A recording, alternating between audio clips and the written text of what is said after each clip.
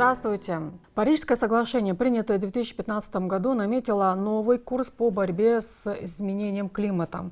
Кыргызстан, позже к нему присоединившись, определил свой вклад в совместные климатические действия на национальном уровне. Более подробно о принимаемых мерах нам сегодня расскажут руководитель Орхусского центра города Бишкек Адиль Нурбеков и эксперт в области изменения климата Александр Темирбеков. Добрый вечер. Добрый. Да, Адиль, давайте начнем с вас. Да, расскажите нам о вашей организации, которую вы представляете. Чем она занимается? Я представляю Орхусский центр города Бишкек.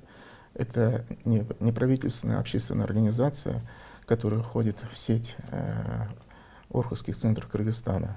На сегодняшний день у нас 4 офиса имеются в Бишкеке, в Аше, в Нарене и в Чолпанате.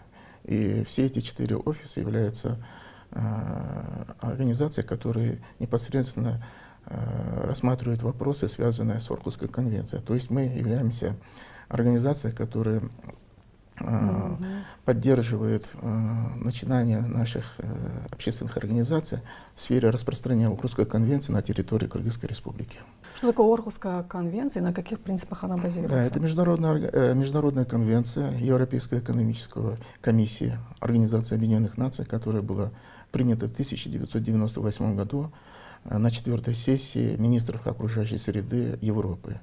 А Кыргызстан вступил в данную конвенцию в 2001 году и взяла на себя обязательства по выполнению всех положений, связанных с Орхусской конвенцией. Вообще-то эта конвенция имеет два названия.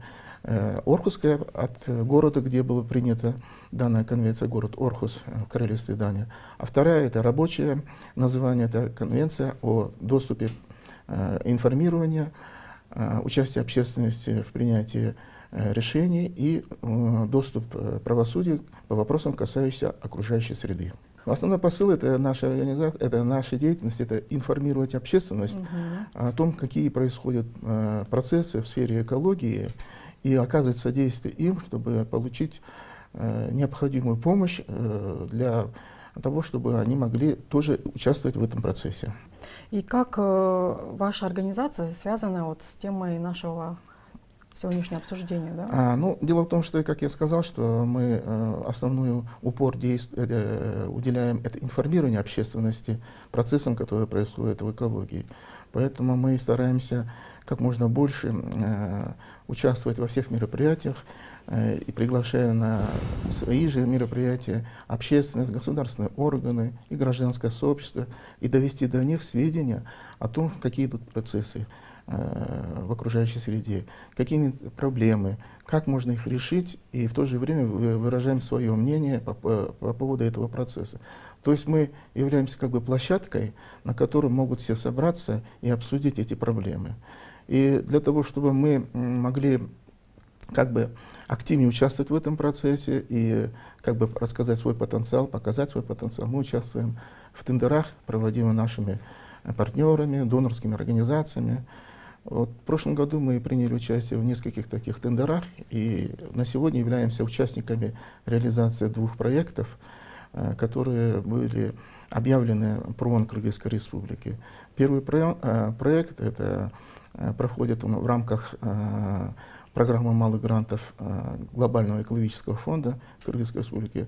Это вовлечение гражданского сообщества в обсуждение и реализации ОНУФ, определяем на национальном уровне вкладов. И второй проект, который мы опять же участвуем в его реализации, это проект в рамках программы «Климатическая сеть» ПРООН Кыргызской республики. Это расширенный компонент по изменению климата в рамках, опять же, ОНУФ. Вот 2 проекта являются у нас сейчас действующими, и мы в рамках этих проектов осуществляем свою деятельность по подготовке и сбору ОНУФ.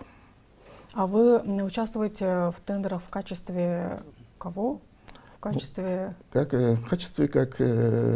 консультантов, да? Нет, не как консультантов, как организация, которая будет реализовывать этот проект.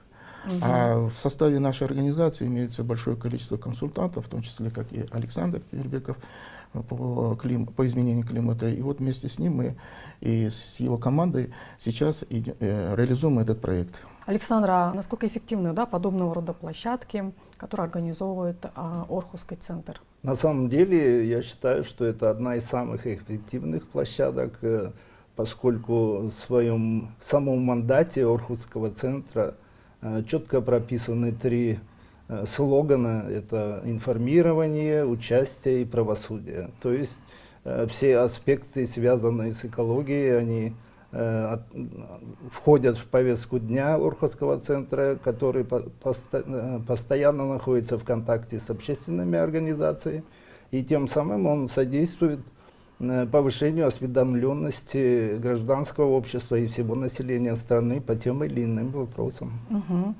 А вовлеченность населения сейчас на каком уровне находится, если брать именно вот эту тематику, да? Наша организация уже действует около 6 лет, и за это время провели несколько больших мероприятий. Если сказать, то около 50 мероприятий мы проводим каждый год, все 4 офиса. И поэтому, я думаю, вовлеченность уже имеется большое. Но у нас уже есть и партнеры в каждом регионе, с которым мы проводим эти мероприятия. То есть у нас есть уже есть наши сподвижники, которые оказывают нам содействие в этом процессе.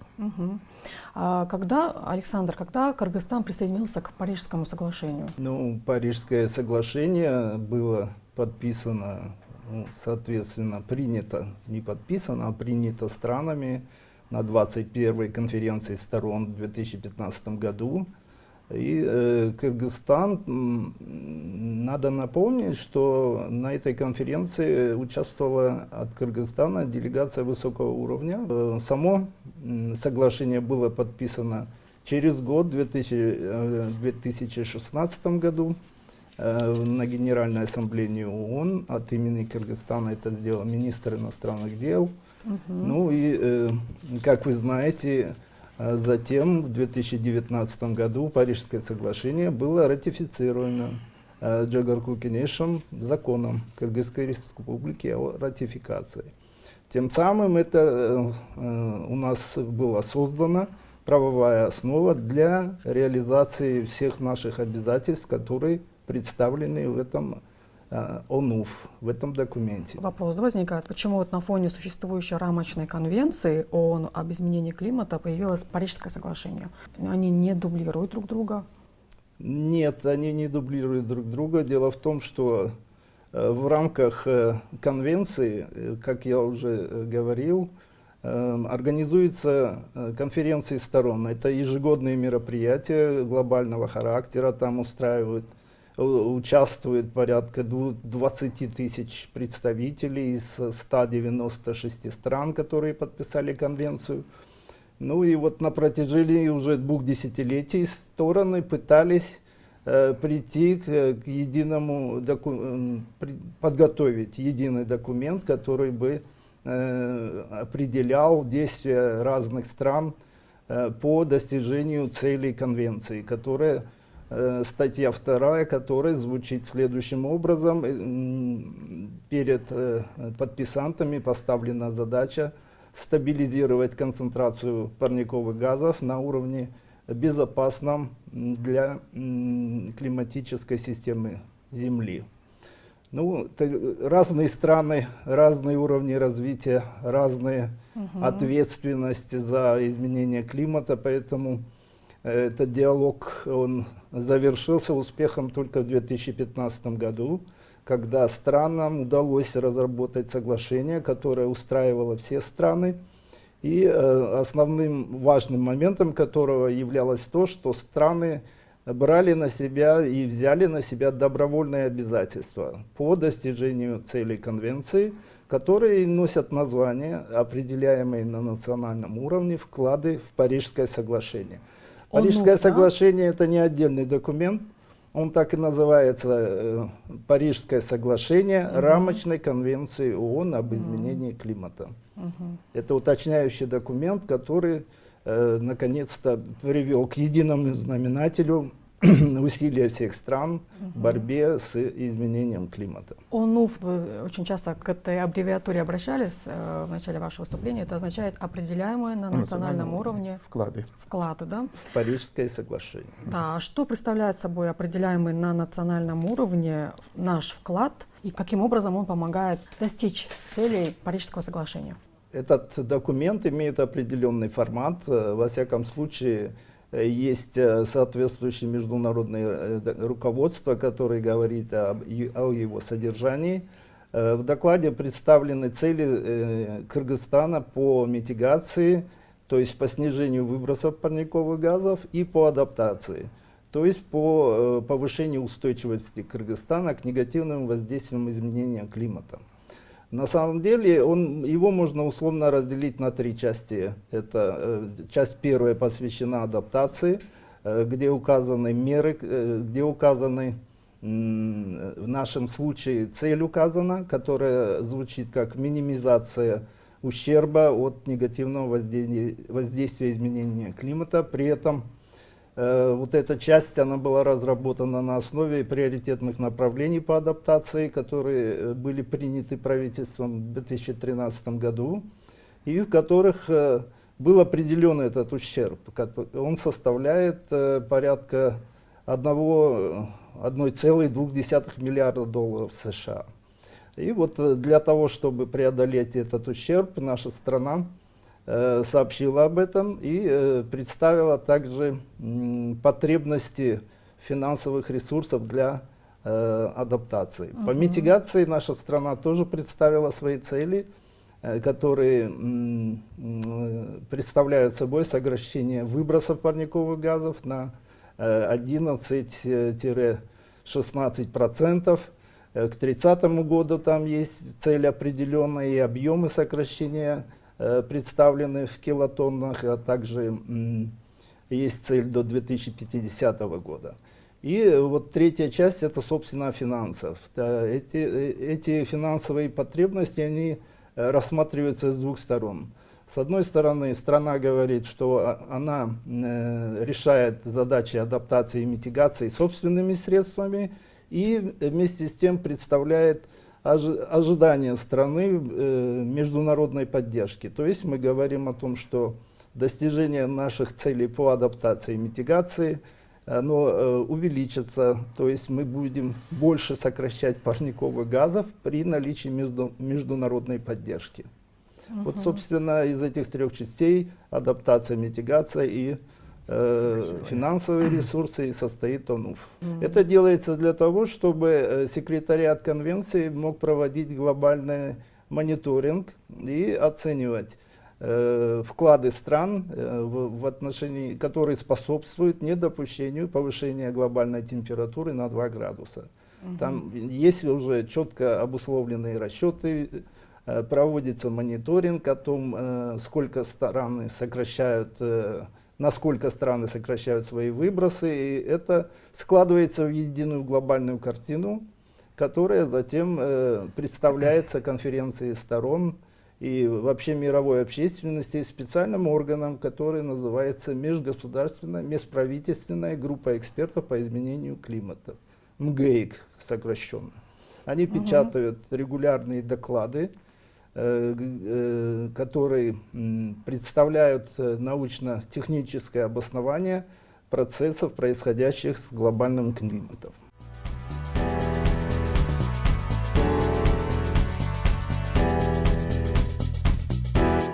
Орхусский центр. Какую роль играет в реализации национального плана, плана адаптации? Мы, во-первых, стараемся рассказать людям, рассказать общественности о том, какие процессы происходят, когда принимались Парижское соглашение, когда принимался первый ОНУФ, какие обязательства на себя взяла страна. И второе, мы предлагаем общественности, госорганам и вообще гражданскому сообществу принять участие в разработке нового ОНУФ, и для того, чтобы они дали свои предложения. Потому что первый раз, когда принимали ОНУФ, может быть, где-то что-то мы не успели, что-то забыли. Сейчас прошло 5 лет, И за это время люди, может быть, уже подготовлены и могут сказать, выразить свое мнение. Поэтому мы сейчас данную работу проводим совместно с нашими экспертными партнерами.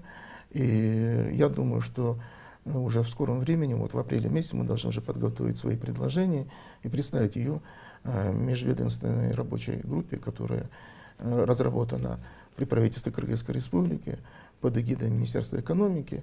И эти предложения будут направлены, соответственно, этому органу, который впоследствии, в конце этого года, по-моему, в Глазго, да, будут представлены от имени Кыргызстана эти ОНУФ. То есть сейчас как раз идет прием заявок, я так понимаю, да? От всех желающих? Любой человек, кто хочет выразить свое мнение. Какого характера должно быть предложение? Именно его мнение о том, чтобы что включить в ОНУФ. Как нужно охранять окружающую среду, да, улучшить экологию, окружающую среду, природу, да? То же самое, как сейчас Александр сказал, насчет парниковых газов, насчет сокращения выбросов. Соответственно, даже любой вопрос, связанный с окружающей средой, он будет воспринят нами как необходимое предложение, включающее в этот документ. Так что мы любое предложение, которое будет направлено нам, мы будем рассматривать и изучать его, и, соответственно, принимать какие-то решения по нему. А по какому адресу направлять предложение? Куда обращаться? Можно к нам в Орхусский центр, можно все 4 Орхусские центра, но я предлагаю, что лучше всего отправлять нам в город Бишкек, Орхусский центр. У нас есть сайт свой, arhos.kg. Вы можете туда отправлять все эти предложения или позвонить по телефону, который имеется 544-110. Если немножко детальнее, да, рассмотреть ОНУФ, какой план мероприятия уже реализован?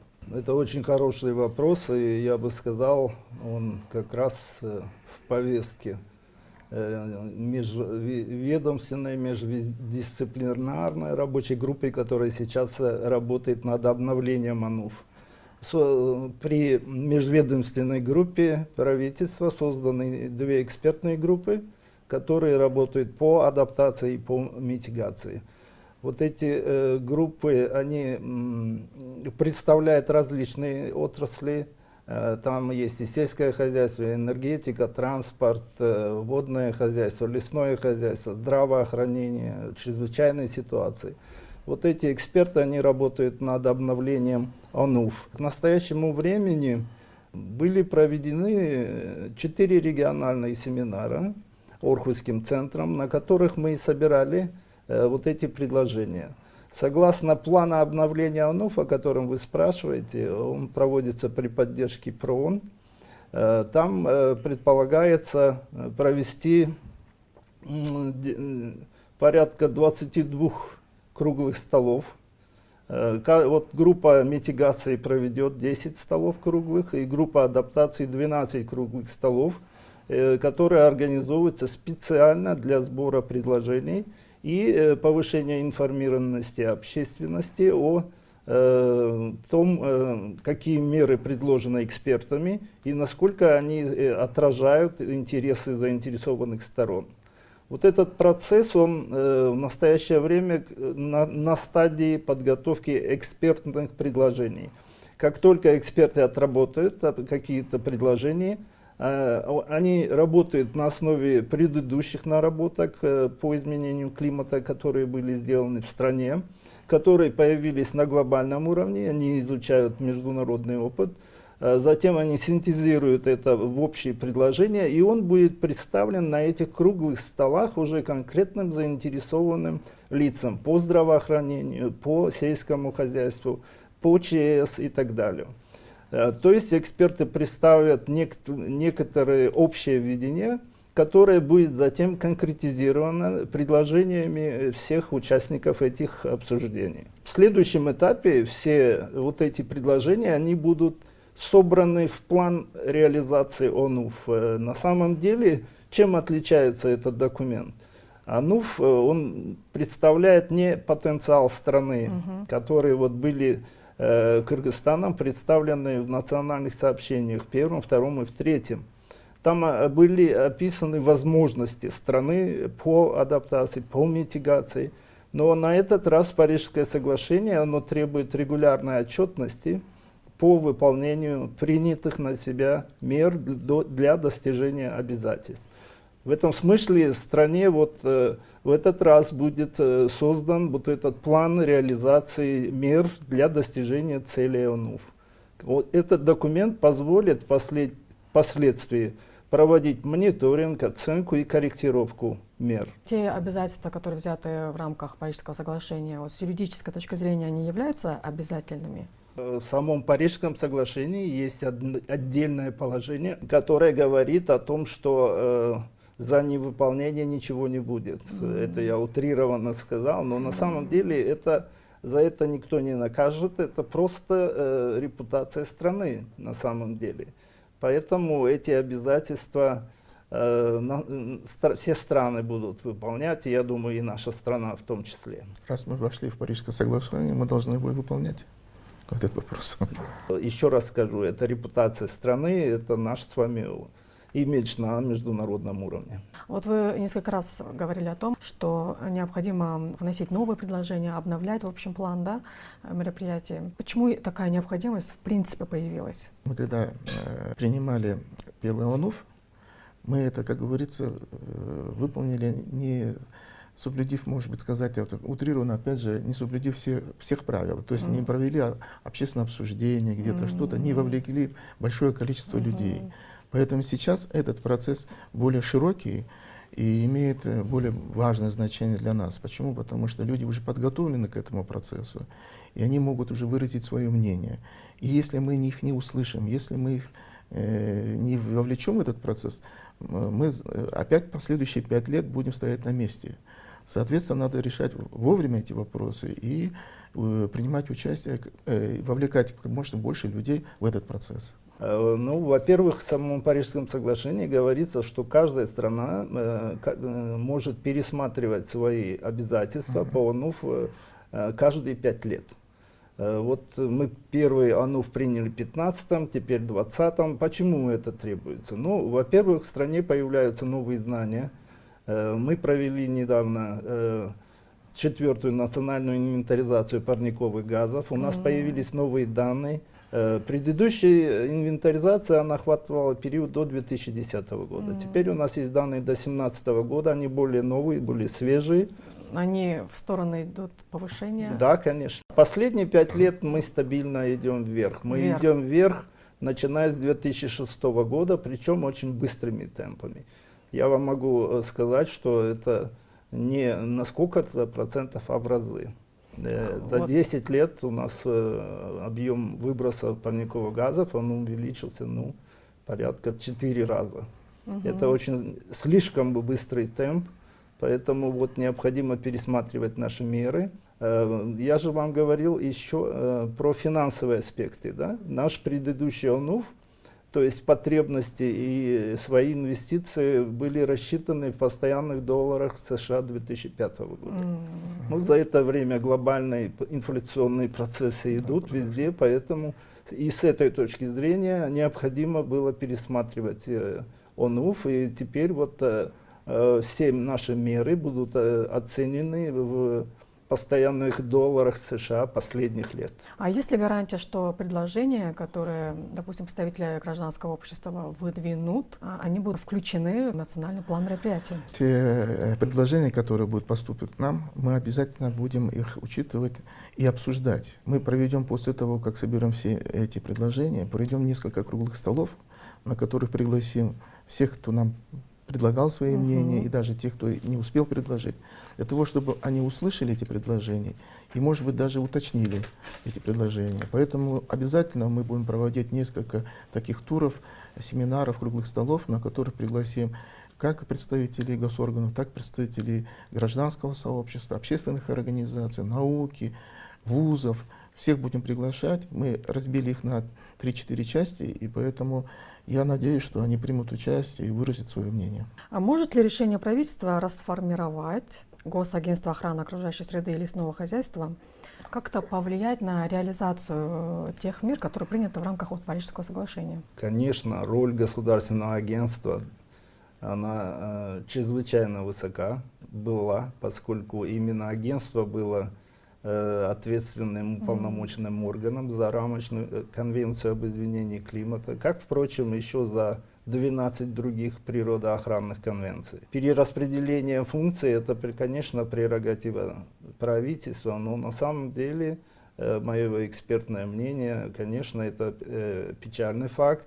Хотелось бы не ликвидации, а наоборот усиления роли природоохранного органа, поскольку все производственные мощности Кыргызстана, они основаны на природных ресурсах. Ликвидация такого органа, как в структуре правительства и передача его функций по другим министерствам, это явно не способствует реализации и наших собственных нормативно-правовых актов, и международных конвенций. Участие Министерства экономики, оно, конечно, тоже усиливает возможности этого процесса.